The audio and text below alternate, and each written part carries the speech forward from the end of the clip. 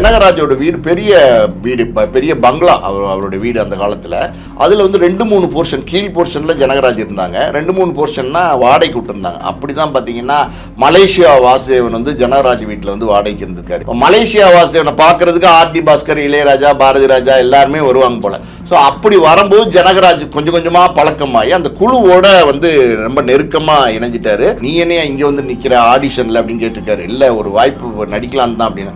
உனக்கு என்ன பிறவி கலைஞன், நீ உனக்கு தரேன், சரி இந்த 2 பேரில் யார் வந்து கதாநாயகியாக போடலான்னு சொல்லு, சரியாக சொல்லிட்டேன்னா உனக்கு ஒரு வாய்ப்பு தரேன்னு சொல்லியிருக்காரு. இவர் வந்து 2 ஃபோட்டோ இப்படி பார்த்துருக்காரு. ராதிகாவுடைய மேக்கப்லாம் கொஞ்சம் பார்க்குறதுக்கு தூக்கலாக இருந்திருக்கு. இந்த பொண்ணு நல்லாயிருக்கும் அப்படின்னோடனே கரெக்டாக கண்டுபிடிச்சிட்டியா, இப்போ நீ நடிகன் தான், வா கலைஞன் தான், நீ வா அப்படின்னு சொல்லிட்டு தான் கூப்பிட்டு போய் பார்த்தீங்கன்னா கிழக்கே போகும் ரயிலில் தான் ஜனகராஜுக்கு ஒரு வாய்ப்பு அமைச்சு கொடுத்துருக்காரு பாரதி ராஜா. அதுதான் அவரோட முதல் படம். என் பொண்டாட்டி ஊருக்கு போயிட்டா, என் பொண்டாட்டி ஊருக்கு போயிட்டா, என் பொண்டாட்டி ஊருக்கு போயிட்டான்னு அப்படியே அந்த பஸ் ஏற்றி விட இடத்துல சுற்றி கத்துவார். பொண்டாட்டி ஊருக்கு போயிட்டா அந்த கணவன்மார்கள் வந்து பார்த்தீங்கன்னா அவங்களோட ஸ்டேட்டஸில் இந்த சீனை வைக்கிறாங்க. என் தங்கச்சி என் நாய் கச்சிச்சுவா அப்படின்னு பார்த்தீங்களா, அதுவும் பயங்கர ஹிட்டு. ரஜினி வேண்டா விருப்பா கேட்பாரு, பயங்கர ஹிட்டு. அந்த சீன் எப்படின்னா, இப்படி ஒரு சீன் வைக்கலாமான்னு ஜனகராஜ் தான் சொல்லியிருக்காரு, அந்த டைரக்டர்கிட்ட சொல்லியிருக்காரு, அந்த ப்ரொடியூசர்கிட்ட சொல்லியிருக்காரு. அந்த மாதிரி வந்து இந்த அடிபட்டதுனால அந்த நரம்பெல்லாம் வந்து பாதிக்கப்பட்டு ஒரு முகவாதம் வந்துருச்சு அவருக்கு. பார்த்தீங்கன்னா ஜனகராஜ் அதுக்கப்புறம் நடித்த எல்லா படங்கள்லையும் பார்த்தீங்கன்னா இந்த கண் வந்து ஜனகராஜுக்கு வலது கண் வந்து ரொம்ப சின்னதாகவே இருக்கும். அந்த ஒரு பக்கமே ஒரு மாதிரி தான் வந்து அவர் பேசுவார். ரொம்ப இந்த பக்கத்தில் அவரால் செயல் பண்ண முடியாது. உங்க toilet cleaner bison toilet cleaner குவாலிட்டியை விட பெட்டர்னு நிரூபிச்சா உங்க மொத்த பணமும் ரீஃபண்ட். பைசன் டாய்லெட் கிளீனர் இப்போது 79 ரூபாயில். மக்களே அன்பு வணக்கம். இன்றைக்கி என்னோட பாலாஜி சார் இருக்கார். சார் வணக்கம் சார். வணக்கம். 80-90களில் இவர் இல்லாத படமே இல்லைங்கிற மாதிரி பார்க்குற படத்துலலாம் இருப்பார். ஸோ பலருக்கும் பிடித்த 90s காமெடிஸ் படங்களுக்கு பார்த்தவங்கள இவரை யாரும் அவளை எளிதில் மறந்துட முடியாது. ஏன்னா இப்போ ரொம்ப பிடிச்சதே வந்து அந்த ஒரு பேசுகிற ஸ்லாங்கு தான். அண்ணாமல்ல என்ன பண்ணுற அப்படிங்கிற மாதிரி ஒரு ஸ்லாங்கில் பேசுவார். நான் ஜனகராஜ் அவர்களை பற்றி சார் கேட்குறேன். ஏன்னா நிறைய நீங்கள் பழைய நடிகர்கள் நிறைய நீங்கள் சினிமா துறையிலே சின்ன வயசுலேருந்தே இருக்கிறதுனால நிறைய அனுபவங்கள் உங்களுக்கு இருந்திருக்கும். ஸோ அதனால் ஜனகராஜ் பற்றி பர்டிகுலராக தெரிஞ்சுக்கணும்னு ஆசை. காரணம் எல்லாருக்கும் நிறைய பிடிச்ச ஒரு கதை. முதல்ல அந்த ஜனகராஜ் அவர்கள் எங்கேருந்து தொடங்குறார் சினிமா பயணத்தில்? அவரோட நீங்கள் ஏதாவது கேள்விப்பட்ட அனுபவங்கள், பார்த்த அனுபவங்கள் ஏதாவது இருக்கும் இல்லையா? ஜனகராஜ் சொன்னோன்னா உங்களுக்கு மைண்டுக்கு ஃபஸ்ட்டு என்ன சார் வருது? ஜனகராஜ்னு சொன்னாலே எனக்கு பார்த்தீங்கன்னா வதந்தி தான் நான் வருது. ஜனகராஜை பற்றி நிறைய வதந்திகள் சோஷியல் மீடியா வந்ததுக்கப்புறம். ஜனகராஜ் வந்து அமெரிக்காவில் சுற்றி திரிகிறாரு, மனநோயில் சுற்றி திரிகிறாரு, மனநலம் சுற்றி திரிகிறாரு, ஆட்டோ ஓட்டிகிட்டு இருக்காரு, ஆட்டோ டிரைவராக இருக்கார், அப்படி இப்படின்னு ஏகப்பட்ட வதந்திகள். அதே மாதிரி பார்த்திங்கன்னா கரண்ட் ஷாக் கொடுக்குறாங்க, ட்ரீட்மெண்ட்டில் இருக்கார், உடம்பு முடியாமல் இருக்கார், கவலைக்கிடமாக இருக்கார், அப்படி இப்படின்னு பல விதமான வதந்திகளை கிளப்பி விட்டாங்க. அதுதான் எனக்கு ஞாபகம் வருது. ஜனகராஜனாலே நானும் படித்தப்போ நிஜமாகவே வந்து அமெரிக்காவில் இருக்காரோ, நிஜமாகவே ஆட்டோ ஓட்டாரோ அப்படின்னு. ஆட்டோ ஏதோ தாத்தான்னு ஒரு குறும்படத்தில் வந்து நடிச்சிருக்காரு. அது ஆட்டோ ட்ரெஸ்ஸில் இருக்கும்போது அந்த ஃபோட்டோ எடுத்து ஆட்டோ ஓட்டுறாரு அப்படின்னு கிளப்பி விட்டாங்க. மொத்தத்தில் ஜனகராஜ் அப்படின்னாலே வதந்திகள் தான் ஞாபகம் வருது. ஜனகராஜ் எங்கள் அப்பாவோட படத்துலேயும் நடிச்சிருக்காரு. பக்கத்து வீட்டு ரோஜான்னு ஒரு படம், அது கார்த்திக் ராதா நடித்த படம், 1982 நடிச்சிருக்காரு. அந்த படத்தில் பார்த்தீங்கன்னா கவுண்டமணி, மனோரமா, ஜனகராஜ், எஸ் சந்திரன் நிறைய பேர் நடிச்சிருப்பாங்க. அதில் ஒருத்தராக ஜனகராஜ் நடிச்சிருப்பார். ஜனகராஜ் அப்படின்னாலே எனக்கு முதல்ல இந்த வதந்திகள் தான் ஞாபகம் வருது. நம்ம பேசுறதுல ஏதாவது வதந்திகள் நினைச்சிட போறாங்க, நம்ம பேசுறதெல்லாம் உண்மைதான். ஜனகராஜ் முதல்ல எங்கிருந்து சினிமாக்குள்ள என்ட்ரி ஆறாரு?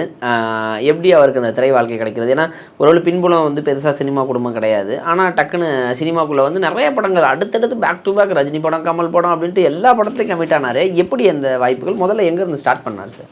ஜனகராஜ் வந்து பார்த்தீங்கன்னா பக்கா சென்னை பையன். சென்னைன்னு சொல்லக்கூடாது, சென்னை இப்போ தான் மாறிச்சு, மெட்ராஸ் பையன் ஜனகராஜ்.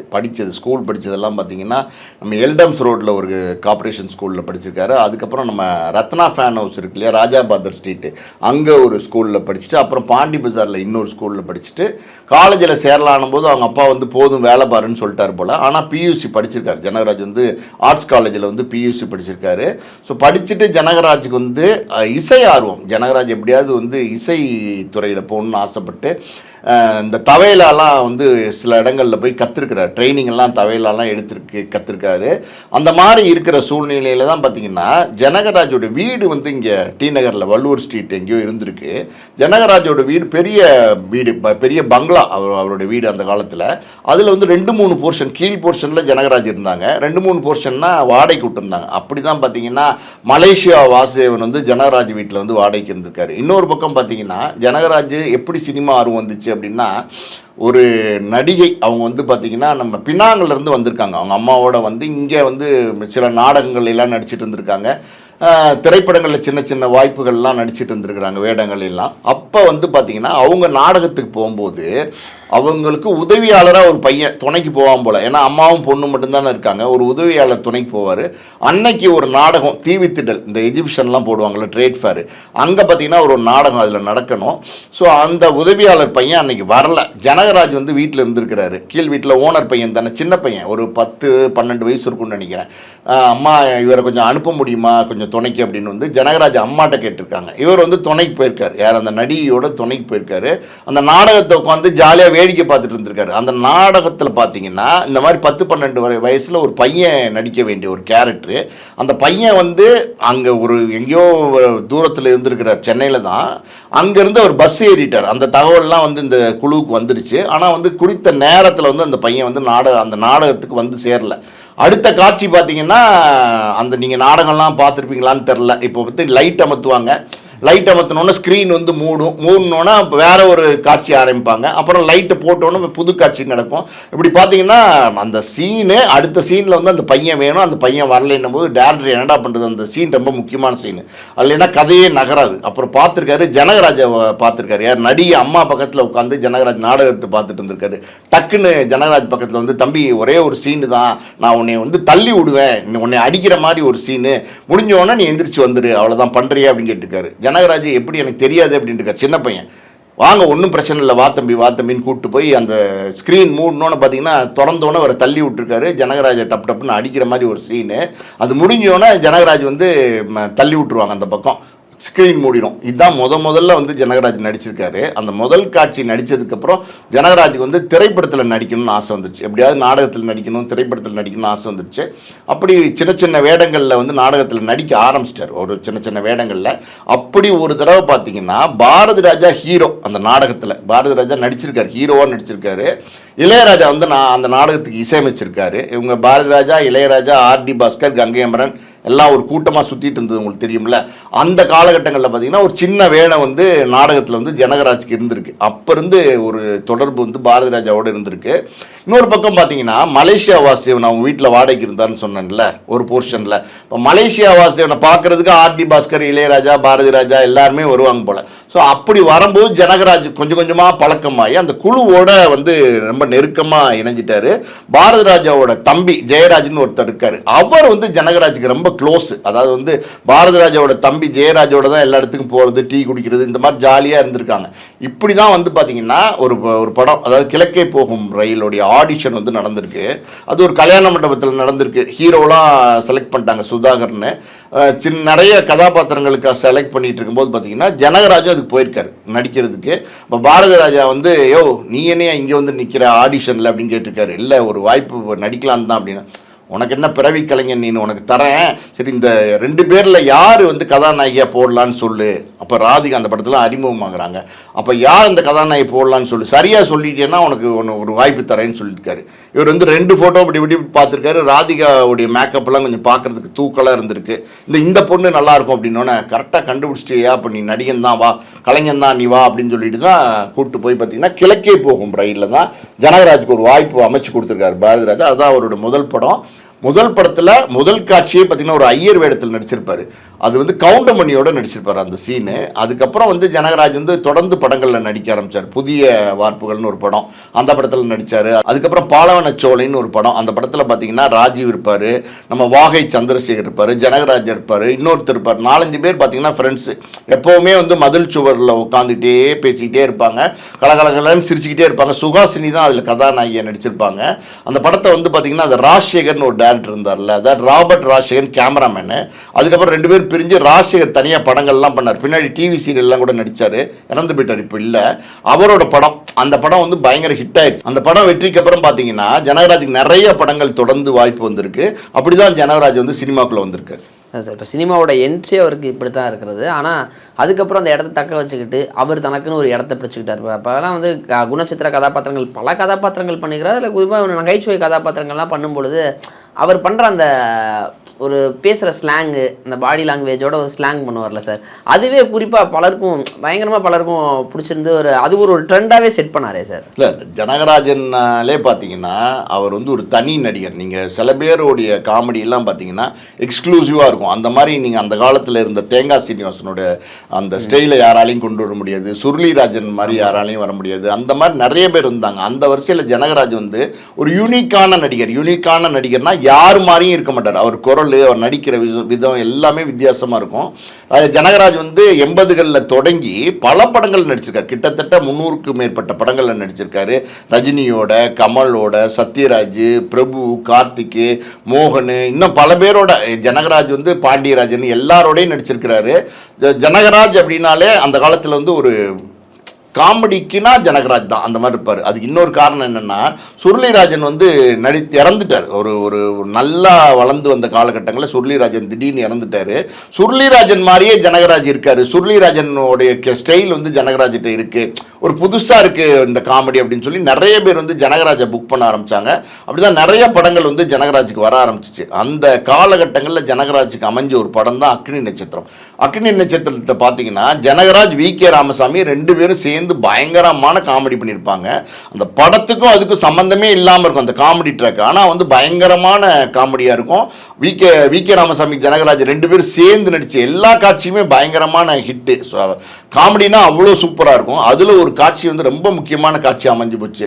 ஒய்ஃப் வந்து ஊருக்கு போவாங்க, குழந்தைங்களோட வந்து ஒய்ஃபை வந்து கூட்டிகிட்டு ஊரில் ஏற்றி விடும்போது பார்த்தீங்கன்னா, பஸ்ஸில் ஏற்றி விடும்போது பார்த்தீங்கன்னா, அவர் வந்து அந்த ஒய்ஃபு போகிறதுக்கு முன்னாடி கட்டி பிடிச்சி அழுவார். நீ எப்படி ஊருக்கு போறியே, உன்னை எப்படி நான் வந்து மறக்க போகிறேன் அப்படி இப்படின்னு சொல்லி பயங்கரமாக அழுவார். அழுதுட்டு பஸ் ஏற்றி விடுவார் ஒய்ஃபை. பஸ் ஏற்றி பஸ் அப்படி மூவ் ஆகணும்னு பார்த்தீங்கன்னா பயங்கரமாக கத்துவார். என் பொண்டாட்டி ஊருக்கு போயிட்டான்னு அப்படியே அந்த பஸ் ஏற்றி விட இடத்துல சுற்றி கத்துவார். அங்கே இருக்கிறவங்கலாம் பார்ப்பாங்க, என்னடா இப்படி கத்துறான், பைத்தியக்காரனா அப்படிங்கிற மாதிரி பார்ப்பாங்க. டக்குன்னு பார்த்தீங்கன்னா பஸ் நிற்கும், பொண்டாட்டி இறங்கி வருவா. பொண்டாட்டி ஊருக்கு போயிட்டா அப்படின்னும் போது இப்படி நிற்பா. பக்கத்தில் வந்தேன்னா அந்த பேக் தோளில் அவங்களுக்கு கொடுக்க வேண்டிய பேக் இவர் தோளில் இருக்கும். வாங்கிட்டு அந்த பஸ்ஸில் ஏறி போவாங்க. உன்னை வச்சுக்கிறேன்னு அந்த சீன் வந்து பார்த்தீங்கன்னா மறக்கவே முடியாத ட்ரேட்மார்க் சீனு. அந்த டயலாக்கு, என் பொண்டாட்டி ஊருக்கு போயிட்டாங்கிறது வந்து இன்னைக்கு வரைக்கும், பொண்டாட்டி ஊருக்கு போயிட்டா அந்த கணவன்மார்கள் வந்து பார்த்தீங்கன்னா அவங்களோட ஸ்டேட்டஸில் இந்த சீனை வைக்கிறாங்க. அந்த அளவுக்கு வந்து இந்த சீன் மறக்க முடியாத சீன் அமைஞ்சு போச்சு. ஜனகராஜ் அப்படின்னா இந்த சீனு. இன்னொன்று இருக்குது, அதாவது வந்து படிக்காதவன் படத்தில் ரஜினியை கூப்பிட்டு அதாவது வந்து கதை சொல்லுவார். இந்த மாதிரி போனேன் வந்தேன், மார்கழி மாதம் பார்த்தேன் நாய், இதான் என் தங்கச்சியை கச்சிச்சோன்னு நினச்சேன், என்னை கச்சிச்சுப்பா அப்படின்வாரு. சரி, இந்த என் தங்கச்சியை நாய் கச்சிச்சுப்பா அப்படின்வார். பார்த்தீங்களா, அதுவும் பயங்கர ஹிட்டு. ரஜினி வேண்டா வெறுப்பா கேட்பாரு, பயங்கர ஹிட்டு. அந்த சீன் எப்படின்னா, இப்படி ஒரு சீன் வைக்கலாமான்னு ஜனகராஜ் தான் சொல்லியிருக்காரு. அந்த டைரக்டர்கிட்ட சொல்லியிருக்காரு, அந்த ப்ரொடியூசர்கிட்ட சொல்லியிருக்காரு. ப்ரொடியூசர் யாருன்னா நம்ம ரவிச்சந்திரன் கன்னடத்தில் இருக்கார்ல, அவரோட அப்பா வீராசாமி, அவர் தான் அந்த படத்தோட ப்ரொடியூசர், படிக்காதவன். அவர்கிட்ட சொன்னால் அவர் வந்து தமிழ் ஆளு தான், ஆனால் வந்து கன்னடத்திலே செட்டில் ஆனதுனால அந்த கன்னட மொழி தான் ரொம்ப பேசுவார் போல். இது என்ன சீன், இதெல்லாம் ஒர்க் அவுட் ஆகாது அப்படின்ட்டு போயிருக்காரு. ரஜினிகிட்ட சொல்லியிருக்காரு இந்த சீனை. ரஜினிகிட்ட சொன்னால் நல்லா இருக்கே குரு, வைக்கலாமே, நல்லா இருக்கே அப்படின்னு சொல்லிட்டு ரஜினி தான் டேரக்டர் ராஜசேகர்கிட்ட சொல்லி இந்த சீனை எடுங்க அப்படின்னு சொல்லி அப்படி எடுத்த சீன் தான் அந்த எப்படி சொல்கிறது, என் தங்கச்சி நாய் கச்சிச்சுப்பா அந்த சீனு. அதில் பயங்கரமாக பண்ணியிருப்பார். அந்த சீன் வந்து அந்த படம் வந்த நேரத்தில் பார்த்தீங்கன்னா பயங்கர ஹிட்டு. இன்றைக்கும் பாருங்களேன், ஜனகராஜ்னா என் பொண்டாட்டி ஊருக்கு போயிட்ட சீனை யாராலையும் மறந்துருக்க முடியாது. என் தங்கச்சி நாய் கச்சிச்சுப்பா அப்படிங்கிற சீனை யாராலையும் மறந்துருக்க முடியாது. இப்படி டயலாக்காக பேசி நடிக்கிற ஜனகராஜ் டயலாக்கே பேசாமல் கூட வந்து பார்த்தீங்கன்னா சூப்பராக காமெடி பண்ணுவார். நீங்கள் அண்ணாமலை படத்தில் பார்த்தீங்கன்னா ரஜினி வந்து ஜனகராஜை சொல்லுவார், அந்த குஷ்பு மேட்ரு இருக்குல்ல, அந்த பாத்ரூமில் போயிட்டு வருவார்ல, அந்த ரஜினி பாம்புன்னு வருவார்ல, அந்த சீனை வந்து ஜனகராஜ் சொல்லுவார். இந்த மாதிரி நான் லேடிஸ் ஹாஸ்டலில் வந்து பால் போட போனேன், பால் போன படத்தில் போன இடத்துல பார்த்தீங்கன்னா அப்படின்னுவாரு. அந்த அந்த அந்த அந்த ஹாஸ்டலில் பாம்பு வந்துருச்சு அப்படின்வாரு. அப்படின்வாரு. அதுக்கப்புறம் பார்த்தீங்கன்னா அந்த பாம்பை பிடிக்க சொல்லி என்னை பாத்ரூமில் தள்ளி விட்டாங்க அப்படின்வாரு. அப்படின்வாரு. அந்த பாத்ரூமில் உள்ளே போனால் பாம்பை பிடிக்கிறதுக்கு போனால் அங்கே பார்த்தீங்கன்னா ஒரு பொண்ணு குளிச்சுட்டு இருந்ததுப்பா, அந்த பொண்ணு பேர் சுப்புப்பா அப்படின்னு சொல்லி அந்த பொண்ணு சுத்தமாக துணியே இல்லைப்பா அப்படின்வாரு. ஐயோ உனக்கு எங்கே உடம்பெல்லாம் மொச்சம் அண்ணாமலை அப்படின்வாரு. அந்த சீனு பயங்கரமான ஹிட்டு. இந்த மாதிரி ஜனகராஜ் அப்படின்னா அவர் ஒரு யூனிக்கான ஆர்டிஸ்ட். அதாவது அவருடைய இடத்தை யாராலையும் ரீப்ளேஸ் பண்ண முடியாது. அது ஒரு வித்தியாசமான நடிப்பு, குரலும் ரொம்ப வித்தியாசமான குரல். அவருடைய ஆக்டிங் வந்து அன்னைக்கு வந்து ரொம்ப பிடிச்சிச்சு. அன்னைக்கு இருந்த காமெடி நடிகர்களில் முக்கியமான காமெடி நடிகர்னால் ஜனகராஜ் தான். அந்த குறிப்பாக ரஜினி அவர்களோட நிறைய படங்கள் பண்ணார். அப்போ கமல் கூடமே படங்கள்லாம் பண்ணியிருந்தாரே சார். கமல் கூட வந்து விக்ரம் படத்தில் பண்ணியிருப்பார். விக்ரம் படத்தில் பார்த்தீங்கன்னா இந்த எப்படி ஜெர்மன் மொழியில் பேசுகிற மாதிரி டிரான்ஸ்லேட்டராக வந்து பண்ணியிருப்பார். அவர் அந்த நேரத்தில் வந்து எப்படின்னா ஷூட்டிங் அது ஒரு சுவாரஸ்யமான சம்பவம். ஷூட்டிங் நடக்கும்போது எப்படின்னா பொதுவாக நாகரான்னு ஒன்று இருக்கும். நாகரா வந்து ஆன் பண்ணிடுவாங்க. ஷூட்டிங் ரெடினா ஷார்ட் ஆக்ஷன் சொன்னோன்னா நாகரா ஆன் ஆயிரும். நாகரா அப்படிங்கிறது என்ன அப்படின்னா அது வந்து ரெக்கார்ட் ஆகும். நம்ம இவங்க இந்த நடிகர்கள் பேசுகிற டயலாக் வந்து அந்த நாகராவில் ரெக்கார்ட் ஆகும். அன்னைக்கு வந்து பார்த்திங்கன்னா அந்த டிரான்ஸ்லேட்டர் காட்சி அதுவும் பார்த்திங்கன்னா ஜெர்மன் மொழியில் பேசணும். அவர் வாய்க்கு வந்து அதை அடிச்சு விடுவார். நீங்கள் பார்த்துருப்பீங்க அந்த சீனை பார்த்தீங்கன்னா நான் வரும். வாய்க்கு வந்து அதை அடிச்சு விடுவார். அடிச்சு விட்டுட்டு அந்த சீன் முடிஞ்சிருச்சு. டப்பிங்க்கு அந்த சீன் வரும்போது பார்த்தீங்கன்னா அந்த நாகரா அன்னைக்கு ஆன் பண்ண நாகராவில் அது ஒர்க் ஆகலையா என்னன்னு தெரியல, அது ரெக்கார்ட் ஆகலை.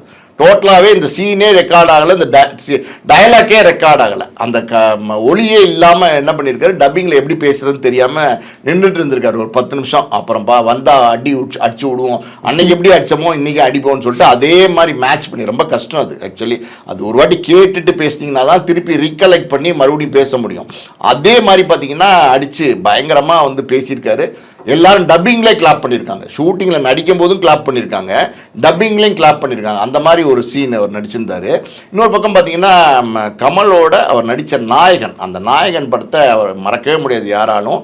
அதில் வந்து நிலா அது வானத்து மேலே அந்த பாட்டு வந்து கோயிலி ஆடுவாங்க நைட்டில் கடலில். அப்போ எல்லாருமே இப்போ கமல் வந்து பார்த்தீங்கன்னா அங்கே வந்து சைலண்ட்டாக தான் இருப்பார். அவரோட கேரக்டர் வந்து பேசாமல் சைலண்ட்டாக உட்காந்துட்டு வருவார். ஜனகராஜ் தான் வந்து அதை ரசிச்சுக்கிட்டு டான்ஸ் மூமெண்ட்லாம் கொடுத்துட்டே வருவார். அந்த நிலாது வானத்து மேலே அந்த பாட்டு ஜனகராஜுக்கு வந்து ஒரு பெரிய ஒரு பிரேக்காக இருந்துச்சு அந்த நேரத்தில்.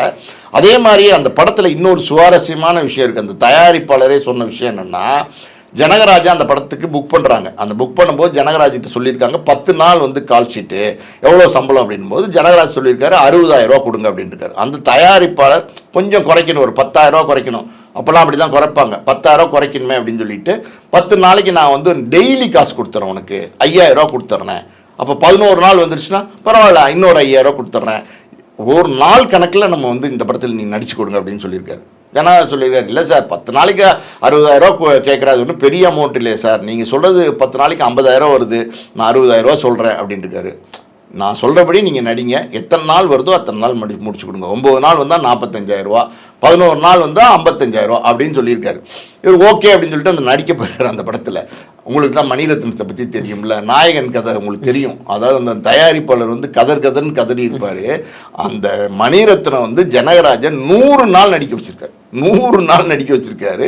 ஒவ்வொரு நாளும் பார்த்தீங்கன்னா வவுச்சர் போட்டு 5,000 ரூபா கேஷ் வந்து அந்த மேனேஜர் கொடுத்ததுக்கப்புறம் ஜனகராஜ் வாங்கிட்டு வந்து அந்த ப்ரொடியூசர் வந்து முக்தா சீனிவாசன் டைரக்டர் ப்ரொடியூசர் அவர்கிட்ட வந்து, சார் என்னுடைய வாழ்க்கையில் ஒளியேற்றி வைக்கிறதே நீங்கள் தான் சார், உங்களை பார்த்தாலே எனக்கு சந்தோஷமாக இருக்குது சார் அப்படின்னு சொல்லிட்டு 5,000 ரூபா டெய்லி வாங்கிட்டு அவர்கிட்ட போய் சொல்லிட்டு போவாராம். டெய்லி வாங்கிட்டு போய் சொல்லி கடைசியில் 100 நாளைக்கு 10 லட்ச ரூபா வாங்கியிருக்காரு சம்பளம். எங்கே 60,000 ரூபா கேட்டது எங்கே 10 லட்ச ரூபா கொடுக்குற மாதிரி ஆகிப்போச்சு.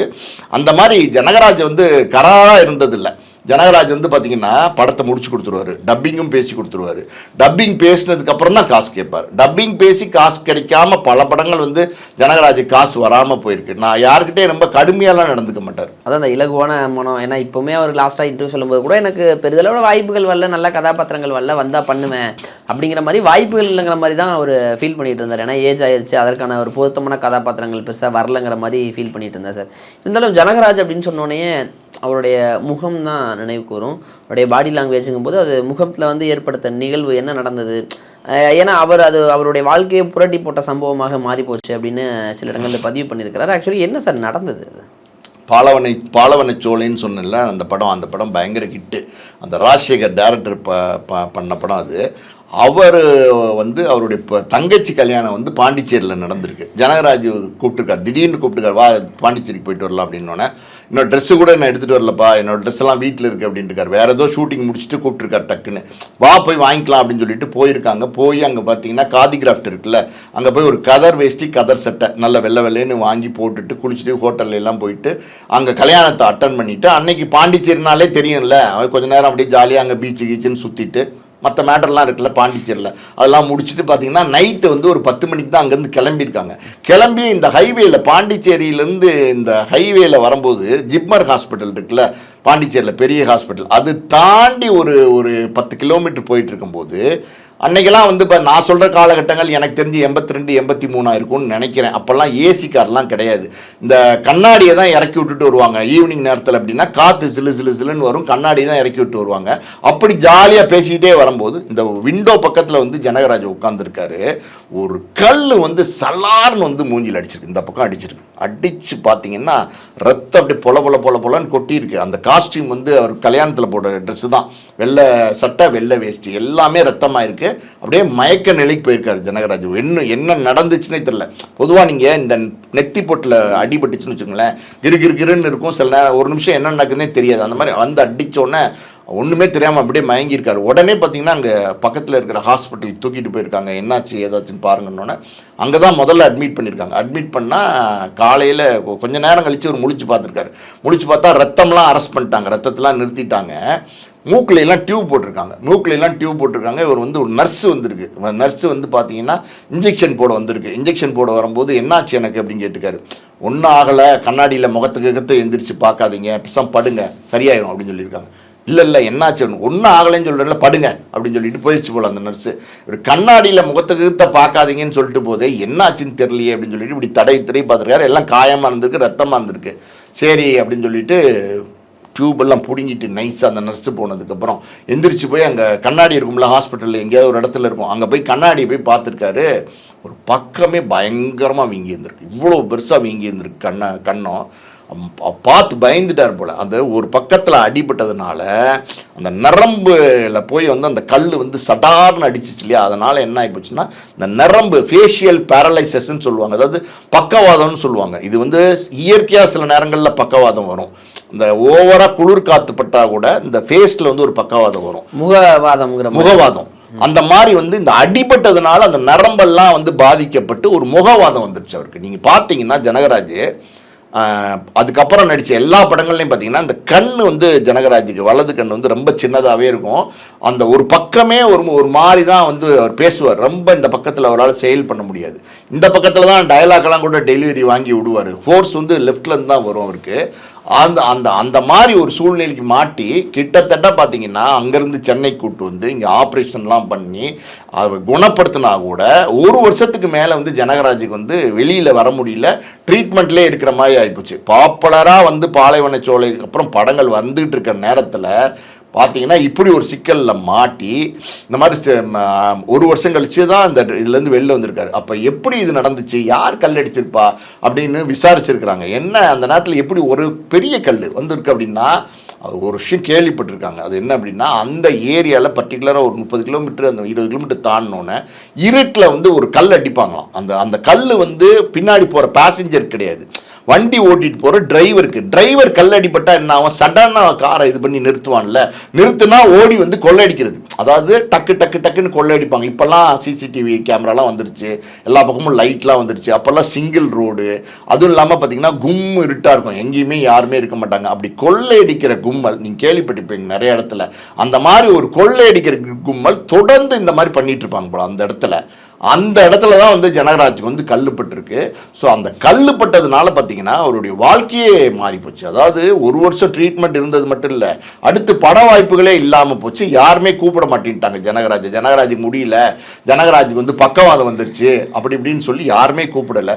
ரொம்ப சிரமத்துக்கு அப்புறம் தான் அடுத்த வாய்ப்பு கிடச்சிருக்கு. அதுவும் யார் கொடுத்தானா, அதுவும் பாரதி ராஜா தான் கொடுத்துருக்காரு. பாரதி ராஜா பார்த்தீங்கன்னா காதல் ஓவியம்னு ஒரு படம் எடுத்தார், ராதா தான் அதில் ஹீரோயின். அந்த படத்துக்கு திடீர்னு ஜனகராஜை கூப்பிட்டு விட்டு, இப்போ நடிகரியா அப்படின்னு கேட்டுக்காரு. இவர் நடிகரியான்னு கேட்டோன்னே பயங்கர சந்தோஷமாயிட்டார் போல இவர். ஐயோ இதுக்கு தானே சார் காத்துட்டு இருக்கேன் அப்படின்ட்டு இருக்காரு. நீ நடியா போயா அப்படின்னு சொல்லிட்டு ராதாவோட கணவராக நடிச்சிருப்பார் காதல் ஓவியத்தில். அந்த படம் பயங்கரமான பேர் கொடுத்துச்சு ஜனகராஜுக்கு. அதுக்கப்புறம் தான் ஜனகராஜுக்கு அடுத்தடுத்து நிறைய படங்கள் வந்திருக்கு. தொடர்ந்து வந்து நடிக்க ஆரம்பிச்சார். ஜனகராஜ் வந்து நிறைய படங்கள் நடிச்சிருக்காரு. எத்தனையோ படங்கள் ஜனகராஜோட படங்கள் சொல்லிக்கிட்டே போகலாம். ஜனகராஜோடைய படங்கள் அப்படின்னாலே பல படங்கள் வந்து ஜனகராஜ் இருந்தாலே ஓடுற காலம்லாம் இருந்துச்சு. நிச்சயமாக சார். அந்த நிகழ்வுக்கு பிறகு அந்த கண் அப்படியாகி மூஞ்சி அந்த பல்லெல்லாம் உடைந்து நிறைய அவர் தன்னை வந்து அவரை வடிவமைச்சு மாற்றி சினிமாக்குள்ளே மீண்டும் சஸ்டெயின் பண்ணி அடுத்தடுத்த படங்களுக்கு போகிறதுக்கு எடுத்துக்கிட்ட நாட்கள் ரொம்ப தூரம். அதெல்லாம் தாண்டி தான் அவர் சக்ஸஸ் பண்ணி பல படங்கள் நடித்தார். ஆனாலும் இப்போ வந்து நிறைய வாய்ப்புகள்லாம் இல்லாமல் அவர் வயதாகிடுச்சு. அதனால் வீட்டில் இருக்கிறாரு. அதற்குள்ள அங்கங்கே இங்கங்கன்னு பல செய்திகள் வந்துருச்சு. அவரே கூட இன்டர்வியூவில் ஒரு 1 or 2 years பேக்கில் ஒரு இன்டர்வியூ சொல்லியிருந்தார்னு நினைக்கிறேன் சார். ஸோ நிறைய விஷயங்கள் ஜனகராஜ் அவர்கள் குறித்து பகிர்ந்துக்கிட்டீங்க. நேரம் கொடுத்ததற்கு நன்றி சார். நன்றி.